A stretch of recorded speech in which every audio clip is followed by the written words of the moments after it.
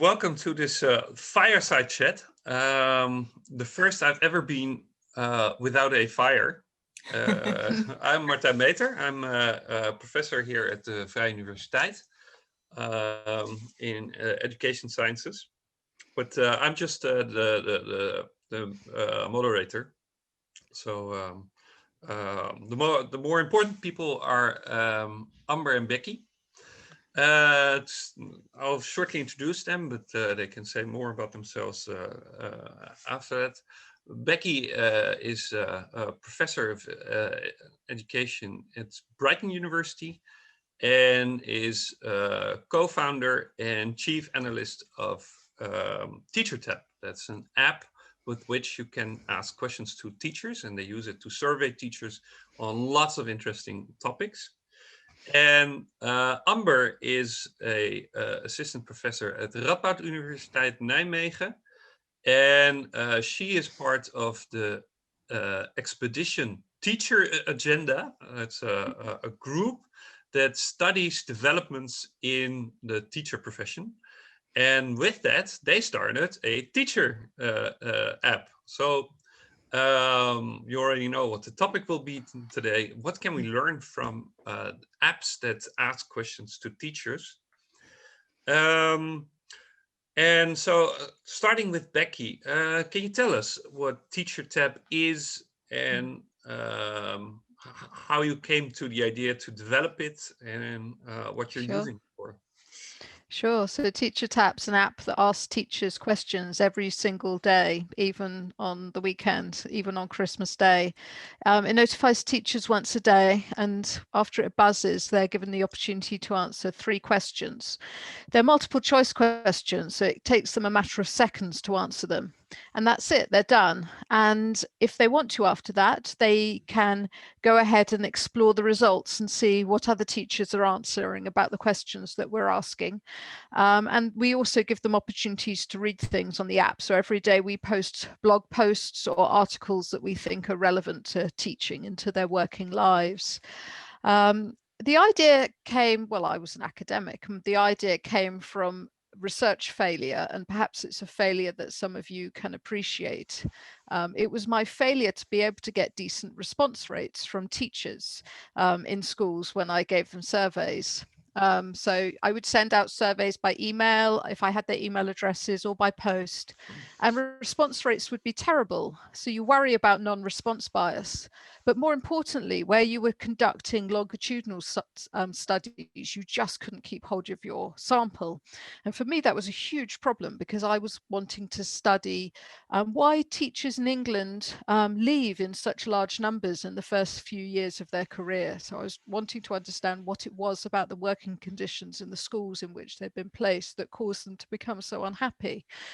And so I just had this idea in the sense of thinking, what is it that I would be able to be prepared to tolerate in the case of a survey? And the answer is, I have a really short attention span. I hate nearly all surveys that people write because they're far too long, but I would be prepared to answer 3 questions every day. And seeing the results was a really important part of it for me, because nearly all surveys that researchers ask people to fill in, the results are never seen by the people who fill in the survey. And it's really frustrating. You spend 20 minutes answering questions in a survey and you press submit, and then you think, oh, so what was that all about, I wonder? And our questions are really owned by the teachers, because we're a teacher community, and they get to see everything, and they get to see, you know, in a sense, it helps them answer that kind of question of, am I normal, and is my job normal, and is my school normal, and is the asks and the demands that are being made of me normal? And so that's one of the main questions we try to help them understand. I started it with someone called Laura McInerney, who was an education journalist and a friend of mine, and a teacher called Alex Wetherall, who was teaching physics in the north of England and was kind of a techie guy. I think they had slightly different agendas to me, because they hadn't been researchers. So for Alex as a teacher, it was very much about having a voice and allowing teachers to speak for the profession. And in the case of Laura, she just became very frustrated in her job as an education journalist by politicians standing up in Parliament and saying, teachers are doing this, schools are like this. And she just used to always think, do we know that?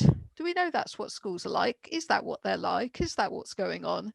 And it's been brilliant to run an app where the moment a politician stands up in Parliament and makes a claim about schools or announces a new policy, we can just immediately get the questions into the app and find out whether the things they're saying are true, what our teachers think of policies that are being announced. So it's really exciting, and it's a privilege to be able to run an app like this. We have a really large community in England. We have about 8,500 teachers a day answer questions. Many have been with us since the beginning and have answered questions on thousands of days so far, because we've been running since 2017. Thank you. Wow, that's impressive. I'll come back to the question of whether you now know why teachers are leaving, but I first want to ask Amber. So, how was it to implement TeacherTapp in the Netherlands? Did you have to make a lot of adaptations, or could you just import it? Well, thanks to the TeacherTapp and Becky and Laura and Alex, we were able to use the app without huge adaptations. We use the same technical infrastructure, and we only have to plan the questions and the daily tips in our Dutch dashboard. And to get us started, the TeacherTappUK ran about, I think, 1,200 questions through translation software to get us started with a base of questions. We checked and adapted these questions, and then we were ready to go. And we used the same app. And with the recent update on the app, also the buttons and the menus are becoming more and more in Dutch. So in fact, we have two versions of the app. That's wrong. We have one version of the app. You download the app, you choose which country you you're in, and when you choose the Netherlands, then you're in our Dutch panel, and your app becomes Dutch, but it's the same app, and all the technical stuff is being done in England. So we use Alex as our lifeline when something goes wrong, or when we have a bug or something like that. So it's I think it's kind of a franchise way of setting it up. Okay, and what do you use it for? Well, I saw the app previously, and I just loved it. I was jealous on the app. I said, "Oh, could we have this in the Netherlands?" So when we had a project come along where it would perfectly fit, we took the opportunity, and it is a 3-year project with our teacher expedition team. And our project is about adaptive capacity in navigating towards a sustainable teaching profession, which is a really difficult way of saying that the teaching profession is a dynamic profession in a dynamic field, and we can study that field at various levels. We have the individual teacher, we have the individual teacher within a school or a team, and we have the teacher that is part of teacher education and continuous professionalization. And the whole educational system is, you could say, exposed to various forces that can be structural, like changes in demographics, or the technology finding its way to education. It can be trends or emergent issues. But whatever these forces are, the people in the educational system will have to react or respond to these forces. And they have to anticipate them, and they have to make choices, and in a way that is using their adaptive capacity by making choices. And by making choices, they navigate towards the future of how they see their profession, or where they think education should go. And especially in situations that cause friction between our various levels, so the individual teacher or a school, that's when it becomes interesting. So when you have a teacher with a certain view on what good teaching is, and that view differs from the view of the team he or she is in, or the school, then something happens. There is friction, and the teacher has to decide, okay, now what? Do I adapt my view to that of the team, or do I go and look somewhere else for a school that's more aligned with my view? And those moments, those decisions, and what decisions teachers make is what we want to study.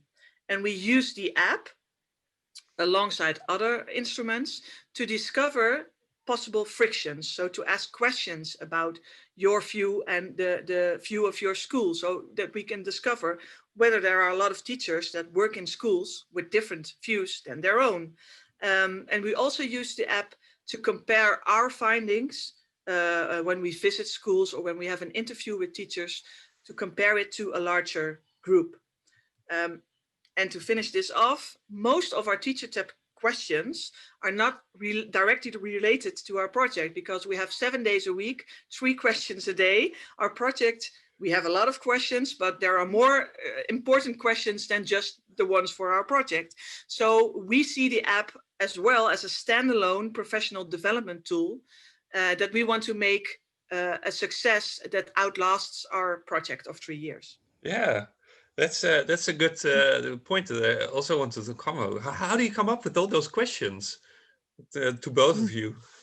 Shall I start? I mean, Yeah. so we did, when we first go into all the major social surveys that run in England, such as the British Social Attitude Survey and Understanding Society, these are, and big cohort studies, and take their standardized questions.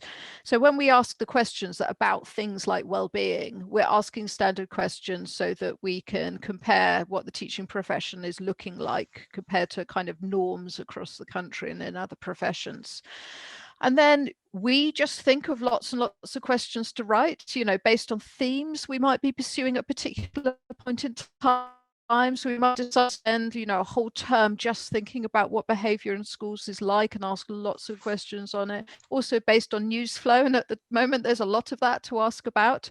And it's amazing how quick you get at writing questions when you do it a lot. You know, we used to spend hours and hours sorting out our schedule, and now we can do it just like that. But also, most importantly, we ask teachers to suggest questions, and they do it via the app or they do it on social media. And we also, in England, because I guess we're quite mature, we allow any teachers who are conducting their own research as part of their master's degree to ask questions, and we give them the results all broken down by demographics that they can then go away and analyze and use in their own research. So it seems we never run out of questions, and things like COVID have really helped with not running out of questions to ask about what's going on. Yeah, I think I see in the chat that that's being asked about Thalys. I think that's an important survey we use in the app as well. Studies that are done, like surveys, but also indeed the questions of teachers themselves. And it's nice about the teachers that submit questions they want asked in the app, which helps us also to understand what kind of questions teachers have about their own profession and about what's going on in schools and how colleagues think about this. So it also helps us as a researcher to come up, I think, with themes or projects that we think, well, if this is so important for teachers, maybe it would be interesting to go and have a bigger research project about this. So it can also help us as researchers to see what goes on in schools and to really have our research have value for the teaching profession. Yeah, I can imagine. So like, what are the response rates like?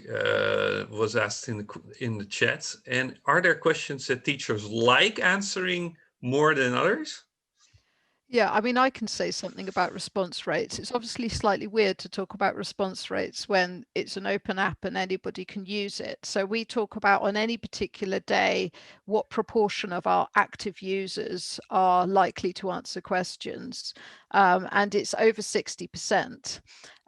It actually divides into a very large number of our users who answer it every single day without fail. And we have badges on the app and streaks and things like that. And they go crazy if they lose their streaks and beg you to put it back again. It's really quite, you know, curious in a way how much we love things like that.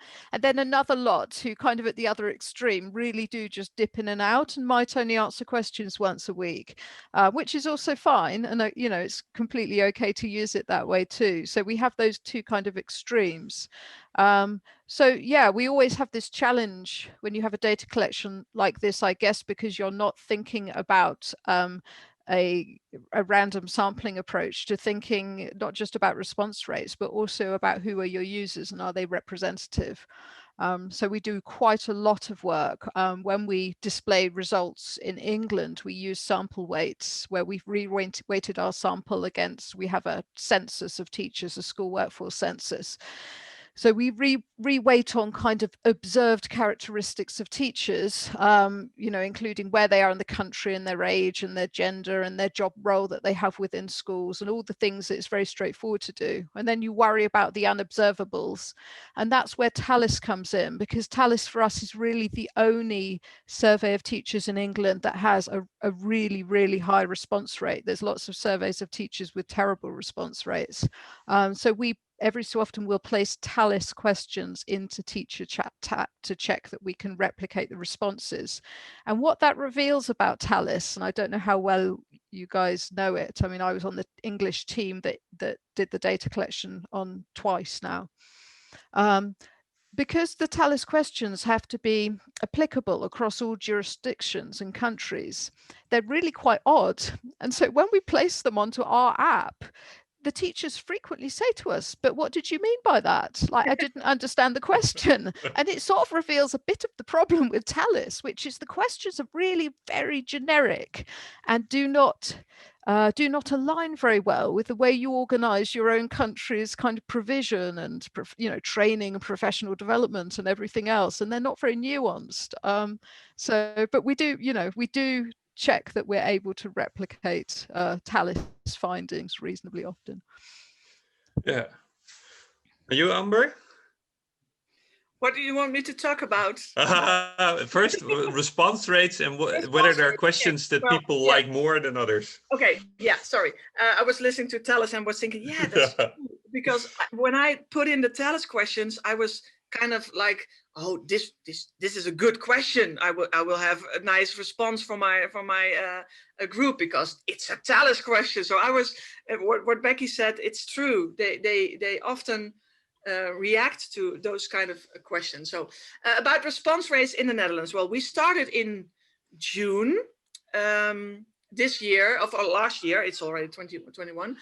So we've been running for 6 or 7 months, and we are now at a response rate well, we have a daily like 600 teachers. Yes, that's not the 8,000 teachers that the UK has, but we're moving on towards that, we hope. And we have about 2,000 people who downloaded the app and 800 a week that answer the questions. So we are about 40%, I think that is, if I calculate correctly, about the ones that have the app. What I think we lack now is the fact that teachers are not really very much in schools together with their colleagues so that they can show each other, look, I've got this app. This is the question. What do you feel about it? Because I think that is the best way to grow your user base or your number of respondents. Having teachers talk together about the app and the results. So and we also don't have any conferences like this or teacher conference where people meet in person in this time. So we have to try to build up our user base with our group of users, which is really I'm searching for the English words. They've been with us for a long time. The group that we have is a group that sticks. So it's getting people to download the app and staying with us, which is now our most difficult task. And about the questions they like, I see that they really like practical questions. So what did you do today? Or how do you teach online? Or what kind of tools do you use? Or did you have to buy your headset yourself? Or did the school provide it? Practical questions like that. And for us, policy questions are not really the questions teachers are very interested in. The more Is that the same for you, Becky? Yeah, in fact, it's amazed how little they often know about education policy. And yeah, often they really aren't interested. I suppose in addition to practical questions, which I'd agree they love answering, they like to be able to express how they're feeling about things. So asking them questions about, you know, feelings of stress and well-being, they like being asked. We also just have really fun questions. I think probably our favorite question of all time is this question that asks teachers whether they prefer a bullet tip or a chisel tip whiteboard marker. And, you know, your whiteboard marker pen is really important to you when you're a teacher. And teachers have really strong views on what sorts of whiteboard marker pens are like the best. And we've asked this question once a year since we started, and every time it just produces enormous debate about like the best type of whiteboard marker pens. So we have to do things like that because they like answering those questions. There's teachers vary from kindergarten to university. Can everybody join? Can we also be part? No. Well, so in England, and maybe this will in part answer Melanie's question, you know, we're quite clear that these are school teachers. And indeed, in England, there's relatively few school attached nurseries. So for the most part, they're teaching children between the ages of 4 and 18. When they sign up, we ask them to write in free text, to type in the name of their school and the postcode of their school. So they need to be able to do that. And then we ask a series of questions about their jobs to establish that they're a teacher rather than a teaching assistant or somebody else. And so whilst anybody can use our app every day, the people who get sample weights attached to them and thereby appearing in the analysis have to have passed through the hoops where when they enter their school name, we then cross-check, we fuzzy match it against the school institutional database so that we hold their actual school identifying details. And we use that to match on lots of other information about their school. We know what sort of school they're teaching in, the governance of the school, and we know you know, the free school meals proportion at the school, so we know something about the social profile of the school. And we could do that without having to ask them those questions, because usually teachers don't know the answers to all those questions about their own school. Yeah. And yeah, anyone can download, but we focus our questions because our project is also aimed at that at primary, secondary, and vocational education. So not higher education, so not applied universities or university, but primary, secondary, and vocational. Okay, on to results, because I already saw some questions about this. First, was there some finding that you found really surprising? Something that you that came out of TeacherTapp that you wouldn't have thought and wouldn't have come up with in other ways? Do you want to start, Amber? Let me try and think of one. or maybe we can first. Huh? Yeah, well, I would like to combine it with the difference between countries, Becky. I think that would be interesting to now say what we discovered when we asked the same question recently. And perhaps you can fill in all the data detail because you have that more in your head than I have. But we asked the question about when teaching online, so when actually having a live online lesson, what school policy do you have about pupils' cameras being on or off? And we asked that in the Netherlands and we asked it in the UK, and there was quite a difference in results there, which was kind of surprising. Perhaps Becky can say what they were. I mean, so in the Netherlands, it seems that the school's policy is either it's up to you as a teacher, you can ask the pupils to do what you want, or the students are required to have their cameras on. And this is quite different in England, where if you're live teaching, For many schools, the school will require you, particularly in the secondary sector, to have your camera switched off whilst teaching is taking place. And obviously it leads, there's all kinds of practical reasons why, you know, you might want to do one or the other around distraction or engagement, and around also just internet connectivity speeds. But it's, you know, it's just so interesting to us to see something that you would think would be very similar across countries in the decisions that you make as a school, being so marked and so different. And interesting was also that in primary, the Netherlands does live teach online, and in the UK it rarely it happens a lot less.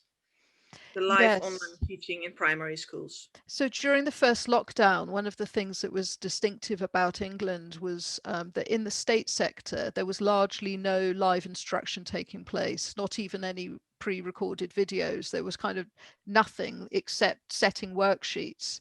And there were big debates about like what should happen, but we have an incredibly decentralized education system. So it doesn't matter who wants teachers to do what, you know, the teachers had decided they weren't doing live teaching and that was that.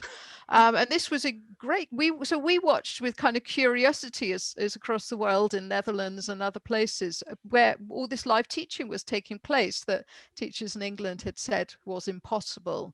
This time around, things are a bit different. So in the secondary sector, largely live, at least some live teaching is taking place. And we know from TeacherTapp that in 6 in 10 primary teachers are doing some live video instruction with their classes this time round. So but that's only 60%. So almost half of families with primary age children have the only contact they have with their schools is the emails that are being sent with the work that's being set. So it's tough. That's tough. Yeah. Mm. Yeah. Mm. Yeah. This is, of course, like a really good year to have something like TeacherTapp. Did it give you insights in what schools were doing? Do you think that you have a good view of what's happening in schools? And like, there's also other countries where TeacherTapp is running, right? Yeah. So we've also been running in Ghana, where we've been running a project, and then also in Flanders, where we launched recently. I mean, I think when lockdown happened, at first we sort of panicked because we had a schedule of questions about everything that was going on in a school. And we thought, but there aren't any schools anymore. Like, what are we going to ask? And then gradually we calmed down and realized there were a lot of things we can ask. And in the case of England, actually, our user numbers hugely went up during lockdown because you're sitting at home as a teacher or you're a head teacher, you're trying to decide what is reasonable to do around remote teaching. There are absolutely no norms, there's no rule book. Yeah. And so, of course, you want to know what other people are doing. You want to know who's going into school because schools were kept open to look after key worker or critical worker children. You want to know, you know, how they're arranging their school. You want to know what work's being said. So it was an amazing experience, but it was also a very important experience because we were the only people who knew what was going on in the education system. I mean, as I say, we have a decentralized education system. The Department for Education didn't have any mechanisms to even find out which children were going to school and who wasn't, and how things were being organized. So we very quickly became the only source of information, which we, for the most part, for public interest, we just put out data overnight, every single night, with full demographic regional breakdowns of everything that was happening, which the journalists made very heavy use of. And because we were in every single paper, you know, all the time, every week, it did lead to a lot of signups on our app. So it worked out well for us. And we've even made it into official government statistics. So the Office for National Statistics, who calculate economic output in the UK, came to us saying, we need to know how economic output has been affected in the education sector. Can you help us? So they had all these quite weird questions that they put through in the app, and they've been asking monthly all of this year, so that they can do their calculations. So that was kind of cool for us. You know, I'm an economist by training, so to be part of the GDP statistics has been nice. Yeah. And you, Amber? In the Netherlands, well, we're not there yet. With 600 respondents, we can't say that we are already a representative sample of the Dutch teachers, but we hope we will become that, because we believe in the app and everything Becky said about being the voice of the teachers, or knowing what goes on in schools. We hope to become that app for the teachers, and yeah, that's something to dream about. Being in the newspapers with the results. We tried with our questions around COVID or well-being, but there was a teacher union which had about the same amount of responses, about 500, that has a direct line with the news, and they took it with a different message, which was kind of refreshing, because that would have been nice to see, okay, this is what this union says, this is what 600 other teachers say, but we're working on that, and we really like people like you, like researchers or who are in contact with teachers to talk about the app, have people download it, because it can only improve our research as well if our user base grows. We have researchers can ask questions through the app, and we can share the data or split the data up, because I saw the question into primary, secondary, and vocational education. Technical, it is possible to ask a question specific to primary education and vocational education. But at the moment, our base is too small to do this. So now we ask the question to everyone, but we can split it up afterwards. And when we grow, we can also post direct questions to a certain group of users. Yeah. When you said that about the teacher union, I also thought like 600 isn't that bad. Many polls in America, 300 million Americans have a sample size not much larger than your sample of what is it, 10,000 teachers. Yeah. Back to the questions that you started with, Becky, do you now already know why teachers are leaving the profession? I'm not sure we know for certain. What we do know a lot about is what makes them very unhappy at their school. And that's what we term, I suppose, broadly, issues of accountability. So we operate in a very high accountability system around high stakes school inspections and high stakes league tables. And it leads to a certain kind of management style in schools that can emerge and that can feel quite aggressive and quite bullying. But it also just leads to a lot of activity. So we ask this question where we say, how much do you agree that a lot of activity in your school is primarily driven by how things look to observers, to whether they're parents, inspectors, advisors, and visitors? And if you ask people who are classroom teachers who don't have responsibilities, they just overwhelmingly agree that a lot of what goes on in their schools is not there for the children, and it's not there for learning, and it's a kind of box ticking activities or kind of, you know, low level marketing activities to try and prove that we're a good school. And one of the ways, I suppose, for teachers they feel it manifests is in very, very long hours around bits of the job that they don't really think are essential to helping the children learn. And we asked this question that says, you know, if I wrote no written comments in my students' books, they would learn as much as they do at the moment. And large numbers of classroom teachers strongly agree that this is the case. If you ask the same questions to head teachers, of course, they say nonsense, you know, this is all absolutely essential. But for the people who spend hours every night marking books, and by marking books, I mean you might be teaching a class of 5-year-olds who themselves can't read and write yet, and you are having to mark and write comments on the book, and you say, you know, but why are you doing this? Like, what function do you think this has? But of course they're required to. But then the other thing that really came out, I think, in thinking about teaching, and it's something that people who haven't been a teacher don't appreciate, is how lonely the job can be. And our teachers talk a lot about the loneliness of the job and the idea that they feel they don't have sufficient contact with their colleagues each day because they're too busy.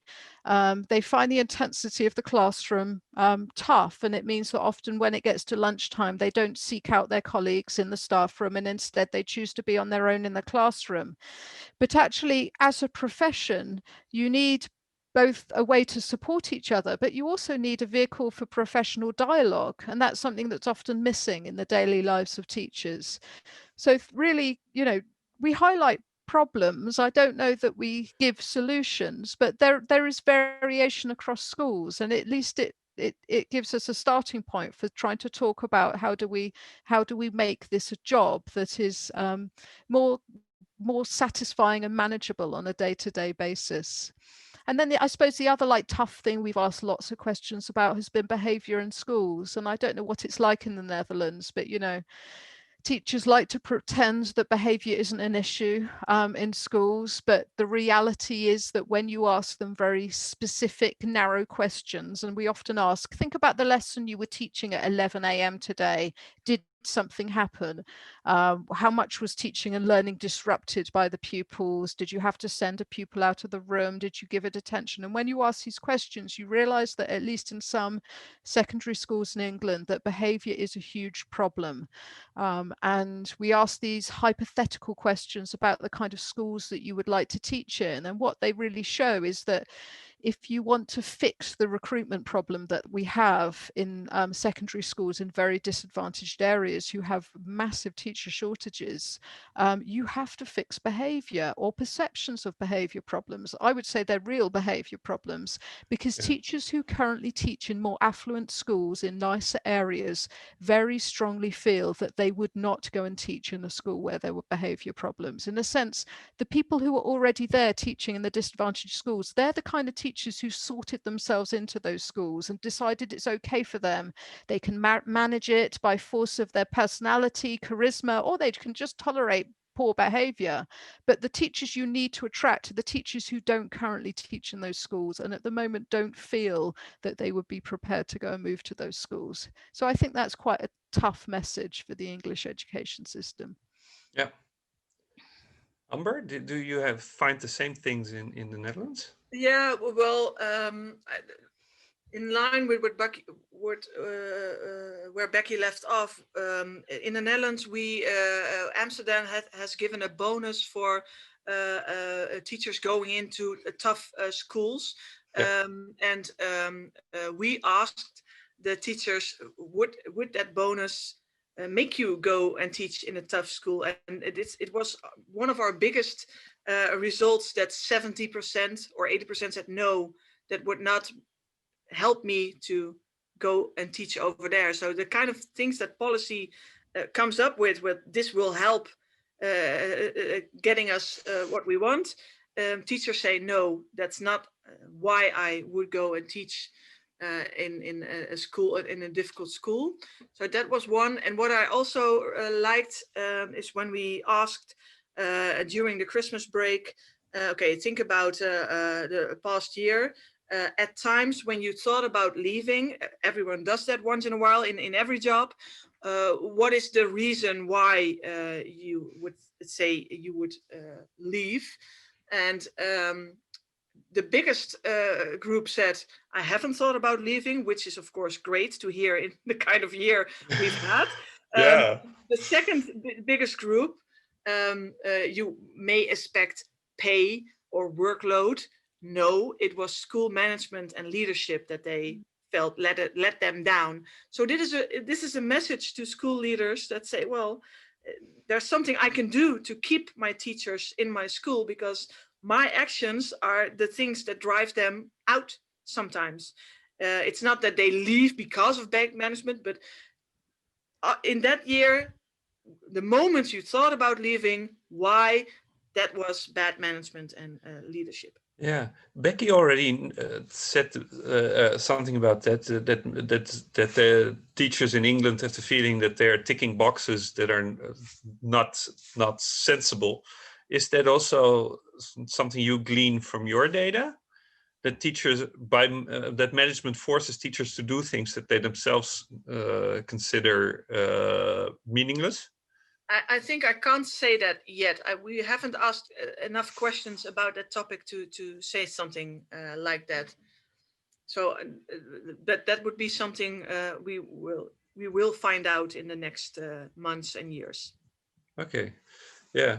One of the questions in the chat was, did your results lead to policy changes? Is there already some policy take up? I suppose that Becky, that since you're already a few years down the road, that maybe you have some examples? I think during the COVID closures, there's been quite a lot of occasions where there's been clarification and minor changes to policy. I suppose this time round, for example, the government released a list of teachers who, for this lockdown, we're currently in lockdown, would be allowed to go to school. It was supposedly a critical worker list, but honestly, the list was so long, it was really hard to not be on this list. And it resulted in primary schools just feeling completely overwhelmed. And there were primary schools where they had 75% of children requesting to go in. And so the fact that we were able to collect the data on day one and say how many children are in your school today, which was then reported across all the papers, forced the government to then clarify the position and to put in place stricter rules. So I guess, you know, we can change policy in those terms where they are factual things that people can't argue about things that aren't working in the system, and get a government to, you know, try and respond in that kind of way. Yeah, that's a good example. Yeah. We kind of had the same, but with us it was more anecdotal. We didn't have a database that would from day one tell teachers, tell policymakers that this was going wrong. I suppose that we're kind of like getting to the close of this fireside chat. One question that I would have is, where do you want your app to go? Like, what are still goals that you have that would like future developments that you would like? Well, I think our main goal is at the moment is getting bigger and getting better in asking the right kind of questions, because it sounds like, oh, an easy job to say, oh, just 3 questions posted to teachers, but it isn't easy. It's the words you use, the options you give. You always miss out an option, or people say, well, mine is not on there, and or why are you asking this question, or the balance between the policy questions and the practical questions. That's it. You can be busy with it 24 hours a day. So we have to learn to ask better questions, or we are improving, but there's always room for more improvement, and to have teachers see the app as a tool for professional development, and to share it with other teachers. Those are our goals for the future right now. Yeah. And I think for me, we would like to take TeacherTapp to other countries, because it's been a great experience doing it in Flanders and in the Netherlands. And I think the model that we've used there, where we've had local researchers who've been keen to participate, has worked out really well, and it would be hard for us to do it. It would be hard even to do an English language version in a country, say like Australia, for British people to do it, because you simply don't know the institutional environment that allows you to ask the questions. So we would really love to do that. And then for me, like, to go back to the reason why I originally set it up, I actually haven't managed to do the piece of research that I wanted to do, because originally I wanted to recruit people right at the very start of their training. So for us, they're not really classified as school teachers, they're trainee teachers, and they're not attached to schools, and to follow them throughout the first few years of their career consistently as a kind of a separate mini cohort, to answer these questions, but not just about, you know, why they're happy or unhappy. I'm really interested in teacher beliefs, what teachers believe to be true about pedagogy and curriculum and authoritarianism in the classroom, and where these beliefs come from. So I would love to have a cohort who hadn't yet been trained, and on day one we start by finding out who they are, and then finding out how their values as a teacher change and adapt as they go and work in schools. So that's something I would love to do. Yeah, that sounds like a very good goal. So are you already starting? Do you already have some people that you've been following over the years, or is that well, so we too far? do within our cohort have people Yeah. who've been there since 2017, but they're not necessarily people who were captured at the start of their career. Yeah. And also in 2017, you know, we didn't necessarily ask the questions that we now know that we would want to ask from the start. So I think to do that particular piece of research, I think you would need to go and recruit a cohort during teacher training.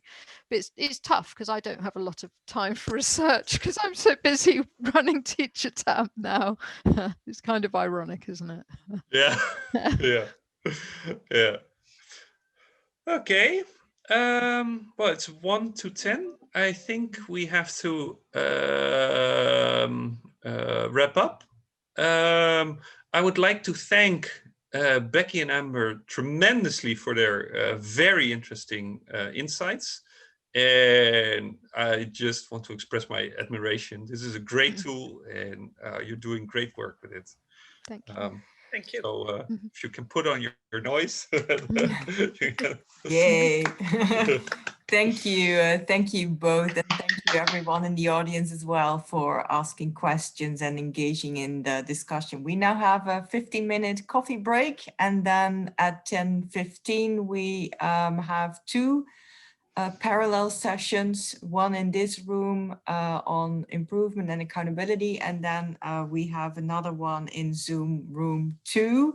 So switch rooms if you want to go to the other session, and we'll see you again at 10:15.